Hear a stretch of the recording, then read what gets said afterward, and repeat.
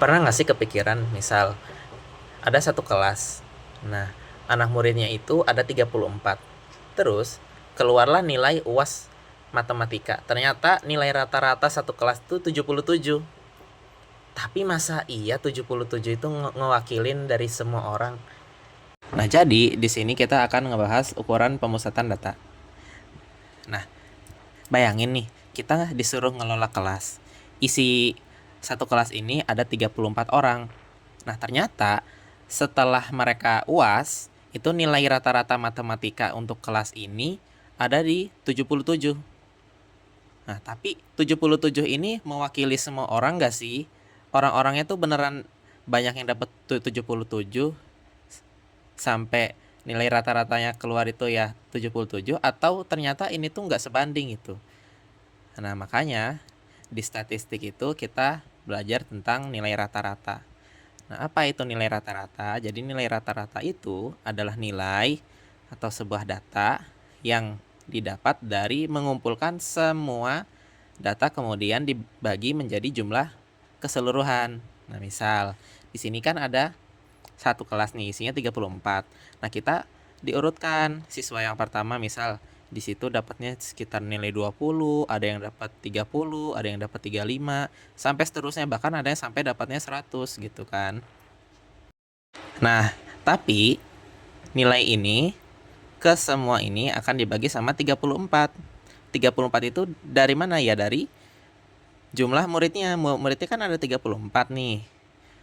Nah, makanya data yang keluar ini itu disebut nilai rata-rata. Nilai rata-rata. Nah, tapi nilai rata-rata ini terlalu bias. Kenapa? Semisal ada murid yang nilainya di situ dapat 100. Ini kan nilainya cukup ekstrim ya. Dibandingkan dengan nilai teman-temannya, ada yang dapat 20, ada yang dapat 30. Nah, akibatnya pas dijumlah kemudian dibagi itu bakal yang keluar lebih besar. Bisa di atas 70 lebih. Nah, makanya nilai rata-rata ini nggak cukup untuk dijadikan sebuah data yang valid. Makanya kita harus ambil nilai tengah atau nilai median. Jadi nilai median itu sesuai dengan namanya ya, namanya nilai tengah gitu. Misal kita mengurutkan data dari yang paling terkecil, ada 20 tadi, 20, 30, ada 35 dan seterusnya. Sampai di sini ada yang paling besar misalnya 100. Nah, di situ dilihat nilai yang ada di tengah-tengah ini, semisal dia ganjil, maka yang keluarnya cuma satu nilai. Misal ternyata yang keluar itu nilainya 65 gitu. Ya berarti nilai median itu 65. Atau misalnya itu bentuk datanya jumlahnya ada genap, berarti kan ada dua data yang sama. Misalnya di sini ada 65, di sini ada 65. Ya udah tinggal kita tambah keduanya, habis itu kita bagi dua. Ya, hasilnya sama 65 gitu. Nah, nilai 65 ini kan lebih terpusat ya. Ternyata nilai rata-rata siswa itu nggak bisa mewakili dari 77. Ternyata nilai tengahnya itu ada 65. Lah berarti belum tentu semua isi kelasnya orang-orang pinter gitu kan. Tapi nggak bisa juga dikatakan statement seperti itu, karena ini hanya berupa nilai tengah atau nilai yang ada di antara data terkecil dan data terbesar. Maka untuk lebih terpusat lagi, untuk lebih menjurus, kita memakai nilai modus. Apa itu modus? Modus itu adalah nilai yang paling sering dijumpai atau keluar.